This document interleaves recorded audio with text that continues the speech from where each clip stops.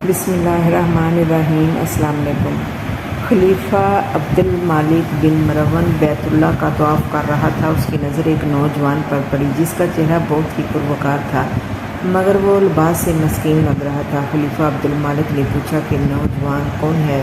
تو اسے بتایا گیا کہ اس نوجوان کا نام سالم ہے۔ یہ سیدنا عبداللہ بن عمر رضی اللہ تعالیٰ عنہ کا بیٹا اور سیدنا عمر خطاب رضی اللہ تعالیٰ عنہ کا پوتا ہے۔ خلیفہ عبد المالک کو دھچکا لگا اور اس نے اس نوجوان کو بلا بھیجا۔ خلیفہ عبد المالک نے پوچھا کہ بیٹا، میں تمہارے دادا سیدنا عمر فاروق رضی اللہ تعالیٰ عنہ کا بڑا مداح ہوں۔ مجھے تمہاری یہ حالت دیکھ کر بڑا دکھ ہوا۔ مجھے خوشی ہوگی اگر میں تمہارے کچھ کام آ سکوں۔ تم اپنی ضروریات بیان کرو، جو مانگو گے تمہیں دیا جائے گا۔ نوجوان نے جواب دیا، اے امیر المومنین، میں اس وقت اللہ کے گھر بیت اللہ میں ہوں اور مجھے شرم آتی ہے کہ اللہ کے گھر میں بیٹھ کر کسی اور سے کچھ مانگوں۔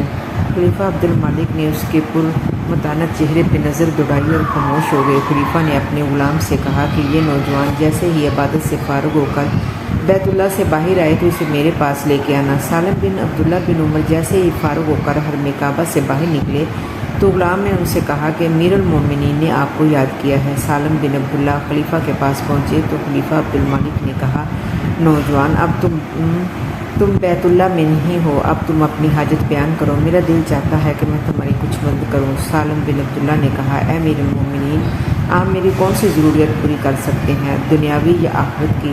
امیر المومنین نے جواب دیا کہ میری دسترس میں تو دنیاوی مال و متاع ہی ہے۔ سالم بن عبداللہ نے جواب دیا، اے امیر المومنین، دنیا تو میں نے کبھی اللہ سے بھی نہیں مانگی، تو اس دنیا کا مالک کل ہے، آپ سے کیا مانگوں گا؟ میری ضروریات اور پریشانی تو صرف آخرت کے حوالے سے ہے۔ اگر اس سلسلے میں آپ میری کچھ مدد کر سکتے ہیں تو میں بیان کرتا ہوں۔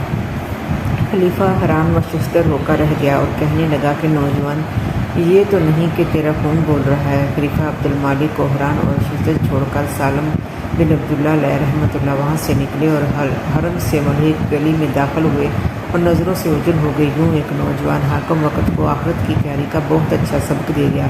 کیا آپ سب نے بھی آخرت کے بارے میں کبھی سوچا ہے؟ نہیں سوچا تو اللہ کے واسطے ابھی اسی لمحے سوچیں، کیا پتہ اگلا لمحہ ہمیں نصیب ہو یا نہ ہو۔ اللہ تعالیٰ ہمیں نیک اعمال کرنے کی توفیق عطا فرمائے۔ دعاؤں میں یاد رکھیے گا۔ اللہ حافظ۔